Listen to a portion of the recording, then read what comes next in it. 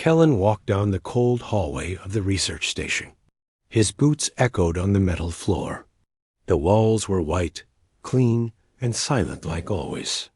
He had just finished lunch and was told to report to the biology wing. Another boring task. He thought. Clean the alien enclosure, the message said. Kellen sighed.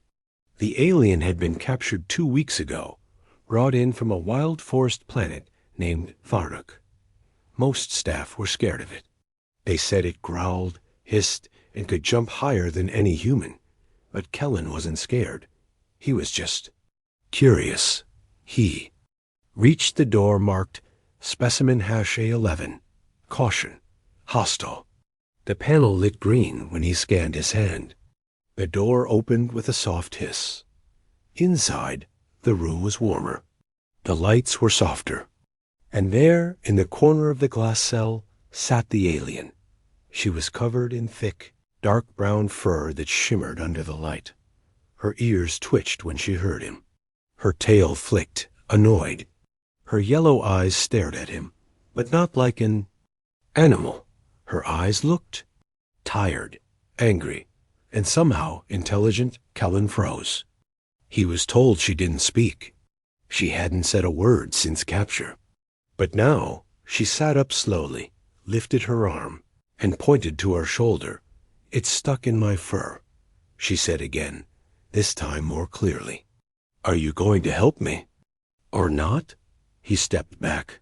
"You can talk?" The alien let out a low sigh. "Yes, of course I can talk.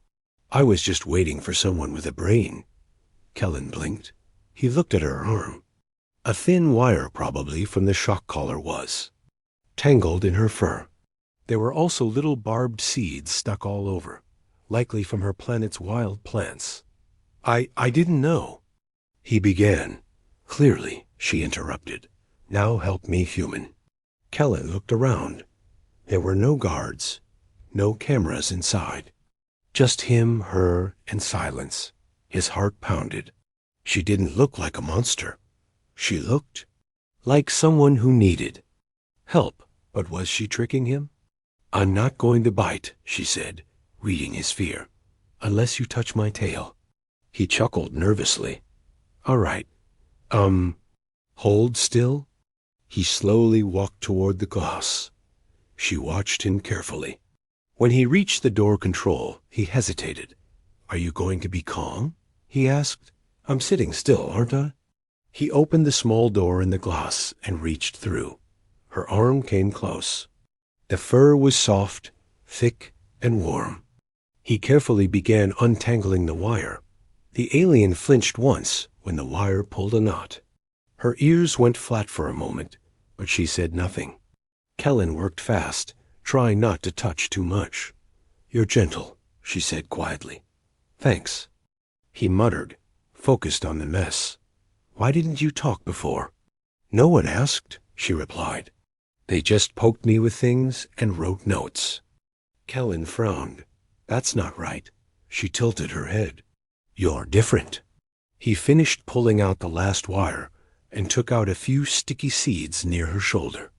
One was stuck deep in the fur. "This one might hurt," he warned. "Just do it." He pulled it. She growled softly, but didn't move. "There," he said, wiping sweat from his forehead. "That's better." She rolled her shoulder and let out a breath. "Much better." Then she looked at him differently. Her eyes softened just a little. "Thank you." "You're welcome," Kellen said. "Do you have a name?" "Kari," she answered. "Scout of the Southern Wilds." "And you?" "Kellen, Maintenance and Biosupport. Not as cool as yours." Kari actually smiled. It was small, but real. "Well, Kellen, now that you know I can talk, maybe you'll treat me like something. More than a test subject." He nodded slowly. "I'll tell the others." She raised an eyebrow. "They won't care." Kellen paused. Maybe she was right. Maybe they wouldn't. But something in him said he had to try Dot as he pulled his hand back. She suddenly leaned closer. Her voice dropped low. "And Kellen, Yes, if something gets stuck in your fur someday, I'll return the favor. He laughed. Deal. But deep inside, Kellen knew something had changed. She wasn't just a job anymore. She was alive. A person. And he had just stepped into something far bigger than cleaning a cage. Karai didn't growl. She laughed. It was soft at first, almost like a purr, but it echoed in the small lab room. Kellen stared at her through the glass, surprised. He had just helped her untangle the wire from her fur, and now the alien everyone feared was laughing. You humans, Kari said, shaking her head gently. Always so afraid of what you don't understand. Kellen scratched the back of his neck, feeling awkward. It's not fear, he replied. It's just, we didn't know you were like this. Like what? She asked, her golden eyes narrowing. Able to speak? Think? Feel? He looked away, ashamed. They told us you were wild, that you couldn't talk. Kari stood and walked closer to the glass. The way she moved was silent but strong, like a large cat, but her expression wasn't wild. It was calm, curious. Treat me like an animal, she said, pressing one hand against the glass. But I was a scout. I flew ships. I had a crew.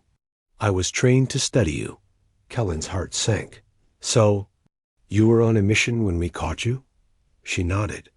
I was watching from the forest. Then the trap closed. I tried to speak, but the collar shocked me when I tried. Kellen's eyes widened. The collar blocks speech? Only if you don't scream, she said with a bitter smile. Pain is allowed. Words aren't. He clenched his fists. This wasn't science. It was cruelty. I'm sorry, he said softly.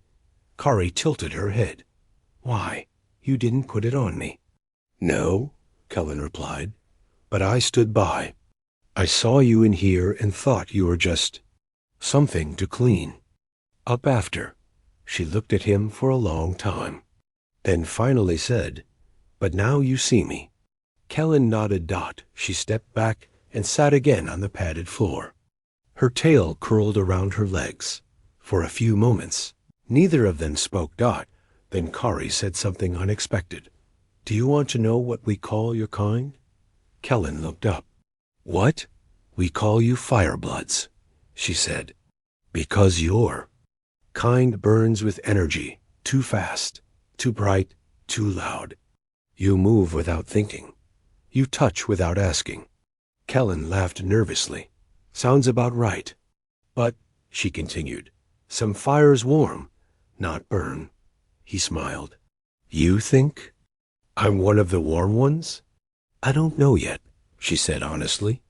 But you didn't flinch when I growled. That's something. Kellen stood straight. Let me speak to someone. My boss. Maybe if I tell them you're intelligent, they'll let you. They won't believe you, she said flatly. I've tried. He paused. Then I'll record you. You can speak. I'll show them. Kari's ears twitched. And if they shut me up again? If they take your recording and delete it? He didn't answer, because deep down, he knew she might be right. Then I'll find another way, he said finally. But I won't pretend you're just an animal anymore. For the first time, Kari looked relaxed. Good, she said. Because I'm more than fur and fangs. Just then, a small buzz came from the wall screen. Another maintenance order had come through. Kellen's time was up. I have to go, he said. But I'll come back, she nodded. Bring food next time. Real food, not that dry cube garbage. He laughed. You got it. As the door slid shut behind him, Kellen turned and saw her watching. Not with anger, but with something else. Trust. For the first time, he didn't see a creature in a cage. He saw a person lonely, strong, and waiting to be heard. And he had a strange feeling. This was just the beginning. Kellen wasn't supposed to be there again. Not this soon. not without a request from the staff. But he couldn't stop thinking about her, about Kari, the way she spoke, the way her golden eyes softened just before the door closed. He told himself it was curiosity, maybe guilt. But when he walked back into the room with a small food tray in his hands, and she looked up with surprise, not anger, he realized it was more than that. "You came back," Kari said quietly. "I said I would," Kellen replied, setting the tray on the floor near the small door. She moved toward it and sniffed the warm food. "You brought real meat, not cubes." "I told you I'd try," he smiled. Kari gave a small grunt of approval and started eating. She used her claws carefully, not like an animal, more like someone who had learned table manners, but forgot to care. Kellen watched her, sitting just outside the enclosure. "Your fur looks better," he said after a moment. She licked the back of her hand and wiped her cheek. "It still smells like metal and fear." He laughed, then hesitated. "Want me to help again?" She paused. "There's one spot I can't reach." Kellen leaned forward. "Where?" Kari turned slowly, then pointed to the space just behind her upper back between her shoulder blades. The fur there was matted with tiny, sticky burrs that had twisted into tight knots. "I can't twist far enough," she said. "It's irritating." Kellen opened the small panel in the glass. "Can you lean closer?" Kari came forward, kneeling by the opening, her back facing him. He reached through the gap, fingers brushing her fur. It was warm, thicker here. He carefully started untangling the burrs, but then she flinched. Kellen pulled back. "Sorry, did I hurt you?" "No," she said quickly. "Just that area is sensitive."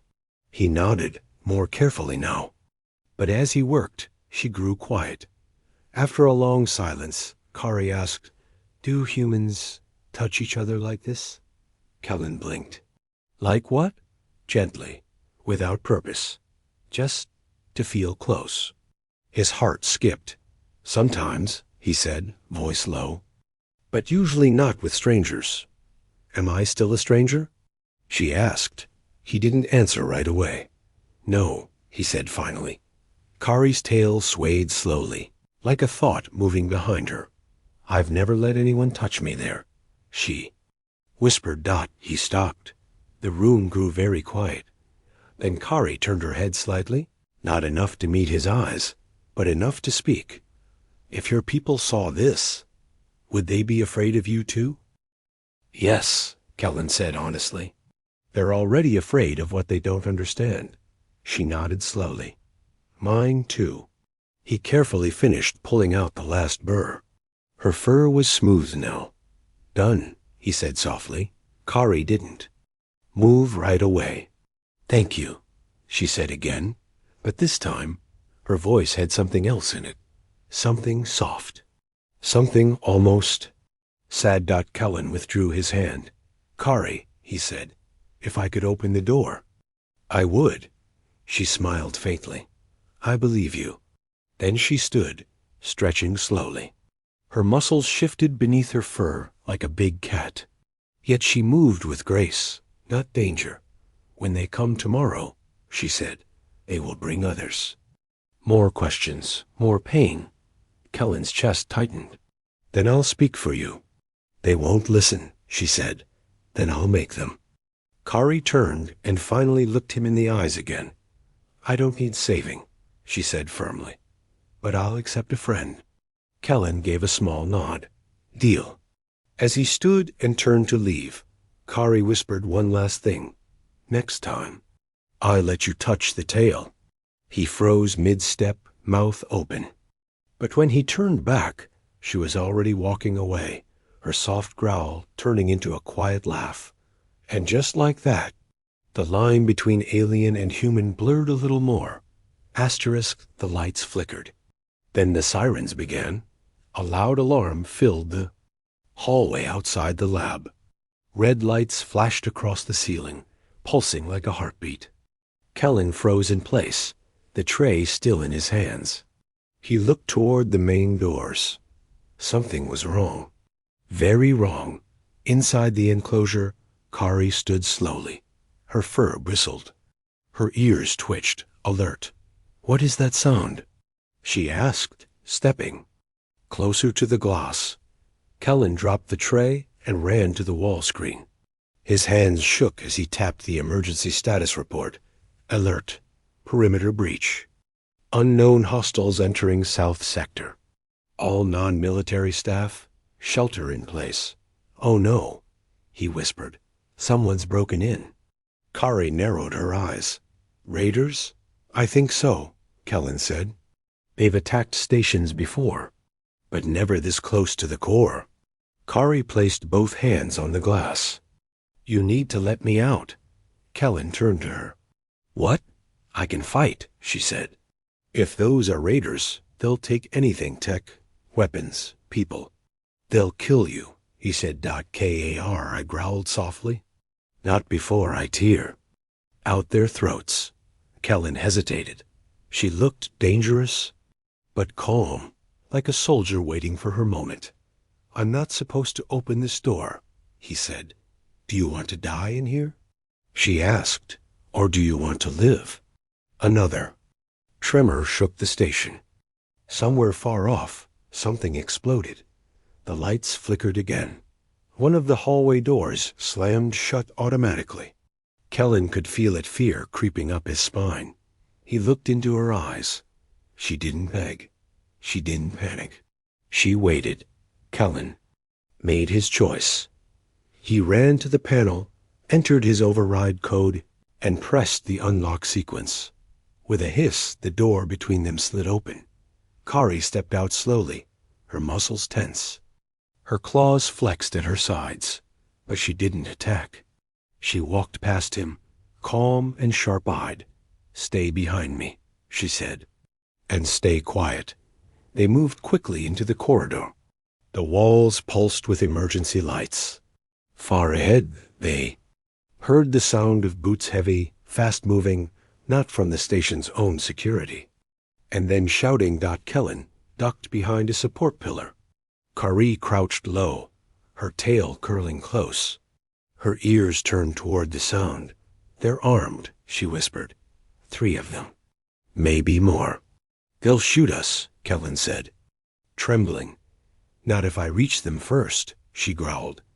Before he could stop her, she darted forward, silent as wind.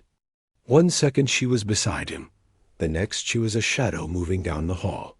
Kellen held his breath. He heard one of the men yell, "What the?" Then the scream. Then another. The third never got to shout. Seconds later, Kari returned. Blood on her claws, not hers. Her chest rose and fell, but her eyes were steady. "They won't report back," she said. Kellen stared at her, part terrified, part amazed. "You're really strong." Kari didn't answer. She just wiped her hands on the uniform of one of the downed raiders. They kept moving. Soon they reached a side lab. Kellen scanned the door. It opened. Inside was dark but safer than the hallway. Kari pulled a table across the entrance. "You shouldn't have done this," Kellen said softly. "Letting you out? I could lose my job." Kari turned to him, her voice calm. "You could have lost your life," he nodded. "I know, but I couldn't leave you there." Kari stepped close. Her face was serious now. "Why do you trust me?" she asked. Kellen didn't know how to explain it. Maybe it was the way she looked at him, not like a human, but not like a monster either. Maybe it was the fact that, in a moment of danger, she didn't run, she protected. "Because when I was scared," he said, "you weren't." Kari blinked once. Then she sat beside him, tail brushing against his boot without warning. She didn't seem to notice. Or maybe she did. Outside, another explosion rocked the far side of the station. Inside, for a moment, there was silence between them, but something had changed. She was no longer behind the glass. Kellen was no longer just a human worker. They were something else now. A team, maybe more. Asterisk, the blast door exploded inward, and Kari moved before Kellen could even blink. He ducked, hands over his head, as smoke and dust filled the small lab. Pieces of metal flew across the room. Lights sparked and through the smoke. Shadows stepped in. Raiders. Two of them, tall and armored, with red lights on their visors and weapons ready. Their rifles scanned the room fast. Got movement. One of them shouted, but he didn't get to finish. Kari was already airborne. She leapt through the smoke with a snarl that shook Kellen's bones. Her claws caught the first raider across the chest, ripping through his armor like paper. He hit the wall hard and didn't get back up. The second raider raised his rifle, but she was too fast. She slammed into him, teeth bared, knocking him flat. One sharp growl and 2 strikes, and the room fell silent again. Kellen stood slowly. Stunned. She turned to him, panting lightly. Her fur was singed at the edges, but her eyes were calm. "You okay?" she asked, her voice low. He nodded. Yeah. That was wow. "They won't be the last," she said, pulling a weapon off one of the bodies. She inspected it, tossed it aside. Too heavy. "Not for my kind." Kellen stepped forward. "You saved me." Kari looked at him. "You let me out." "That's strange." Silence returned. Not awkward, not fearful, just shared. Outside, more alarms echoed through the hallway. Kari moved to the doorway and peeked out. "We need to reach the evac deck," she said. "Before they lock it down," Kellen followed. "It's on level 3. Cargo elevators might still work." Kari nodded. "Then let's move." They moved fast, using shadows and back routes. Kari kept low, her movements smooth and sharp. Kellen stayed behind, doing his best to keep up. At one hallway corner, they heard voices. More raiders. Kari held up a hand and signaled Kellen to stop. She glanced at the wall, eyes scanning fast. There a loose panel above them. Without a word, she lifted Kellen like he weighed nothing and pushed him up through the vent. Then she climbed after him with silent strength. Inside the vent, it was dark and tight. Kellen's heart raced. Kari's breath was steady behind him. "We're right above them," he whispered. She nodded. "They're moving toward the med labs. Not after us for now." They crawled forward in silence. For a moment, the world outside the vents faded away. It was just them, one human, one alien, breathing in the dark, escaping death together. Then, Kari spoke softly. "This isn't the first time I've protected someone." Kellen turned his head. "No, I had a team once. Scouts, like me. We crashed during a mission. I was the only one who made it out." "I'm sorry," Kellen said. Kari didn't reply right away. Then she whispered, "I was alone for a long time. Until now." He didn't know what to say. So he said what felt right. "You're not alone anymore." Kari didn't smile, but her tail brushed against his leg again.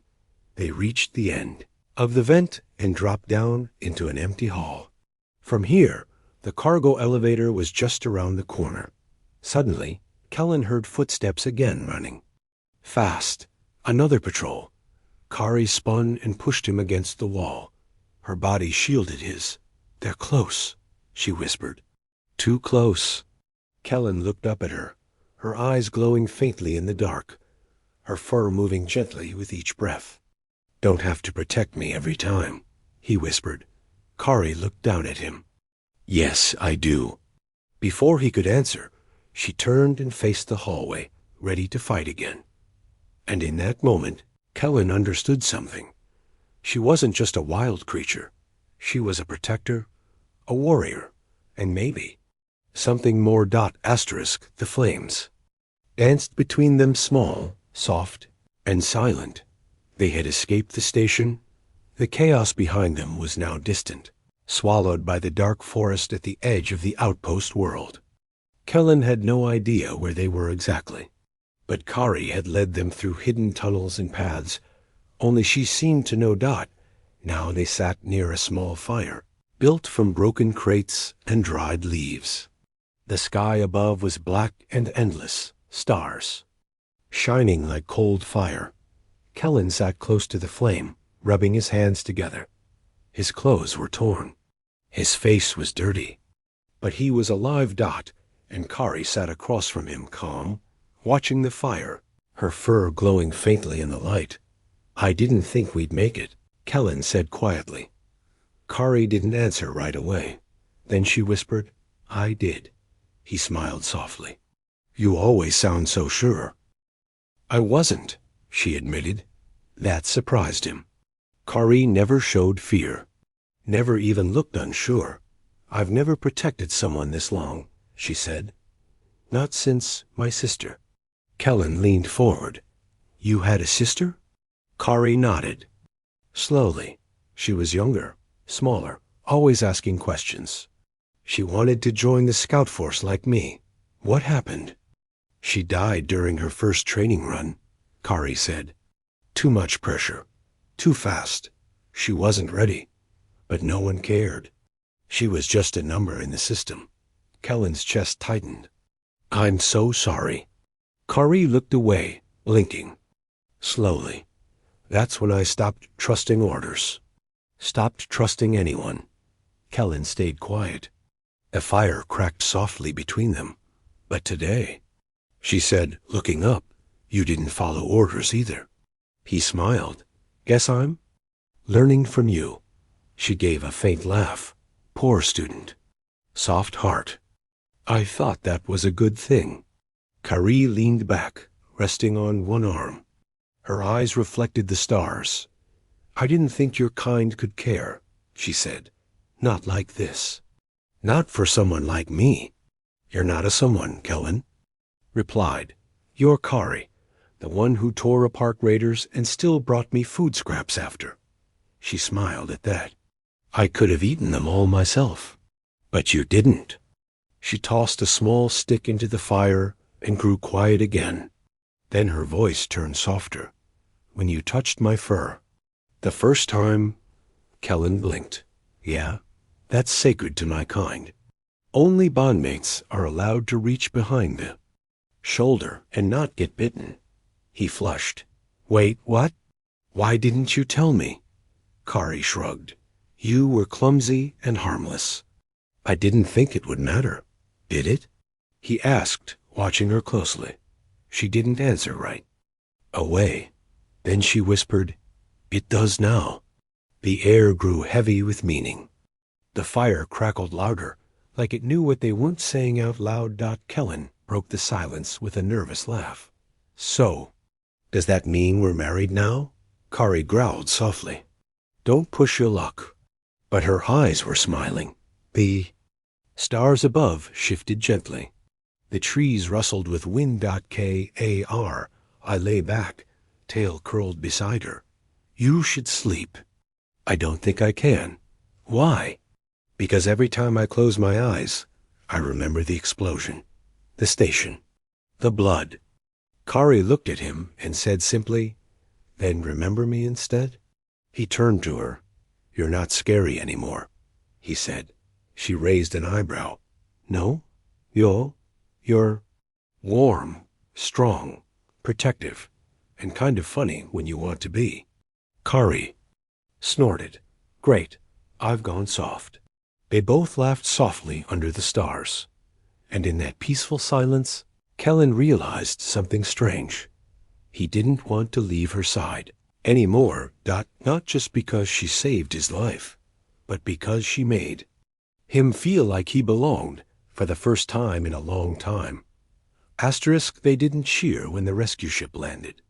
They just held their breath.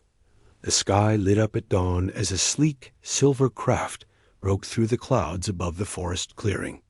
Its light scanned the ground until it hovered quietly, doors slowly opening with a low hum. Kellen stood beside Kari, his heart racing not with fear, but with something heavier. Would they treat her like a hero, or like a threat again? Kari didn't flinch. She stood tall, her fur still messy from the night, her claws sheathed, her face calm. The same calm she always wore when danger was near. But this time she wasn't angry. She was ready. The ramp lowered. Human officers stepped out, wearing black and blue uniforms. Weapons holstered, faces tense. Kellen Rhodes? One of them called. He nodded. Yes, sir. Their eyes shifted quickly to Kari. And is that the escaped creature? Kellen stepped forward. She's not a creature. She's a person. Her name is Kari. Silence. Kari didn't growl. Didn't speak dot, she just looked them in the eye. Kellen cleared his throat. She saved my life. More than once. She's intelligent. She's a trained scout, and she deserves to be heard. The officer gave a long stare. You broke protocol. I did, Kellen said, and I'd do it again. Kari's tail flicked slightly, amused. Another officer whispered something into a communicator. Then, the unexpected happened. The first officer nodded slowly. We reviewed some audio logs from the lab before it was damaged. She spoke. Clear language. Emotional control. Kellen blinked. So, you believe me? The officer looked at Kari. We believe the evidence. Kari raised an eyebrow. Progress. The officer gave a slow nod. She'll come with us, not as a prisoner, as a witness. Kellen let out a breath he hadn't realized he was holding. I'm coming with her, he said. One of the guards stepped forward. That's not protocol. Kari growled low. Not threatening, but not soft either. The first officer raised a hand. Let him. Kellen turned to Kari. You sure you want to go back into their world? She smirked. Not alone. They stepped onto the ramp together. The ship's engines hummed beneath their feet. The forest, quiet and green behind them, slowly faded as the ship lifted into the sky.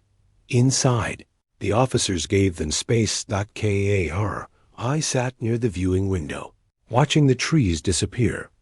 Kellen sat beside her. Think they'll ever stop calling you a specimen? He asked. Maybe, she said. Once they realize I'm more than fur and fangs.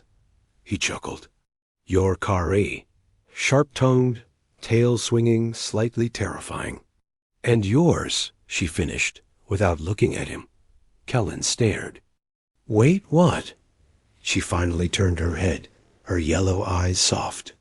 You touched the back of my shoulder. You followed me through fire.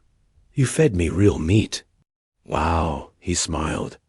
So that's the alien version of dating? Kari shrugged. Close enough. Kellen leaned back, smiling at the stars beginning to show as the ship rose higher. So, what happens now? He asked. Kari looked forward. Now, I speak. You stand beside me, and we show them what happens when they stop seeing others as animals and start listening. He nodded slowly. I'm ready. The stars blinked outside the window. The silence between them wasn't empty anymore. It was peaceful. Strong. Shared. And as the ship carried them toward an uncertain future, Kari rested her hand lightly on Kellen's. No growl. No warning. Just warmth. Now the galaxy would know the truth. She was not just a creature, and he was not just a human. Together, they were something more. The end. Asterisk.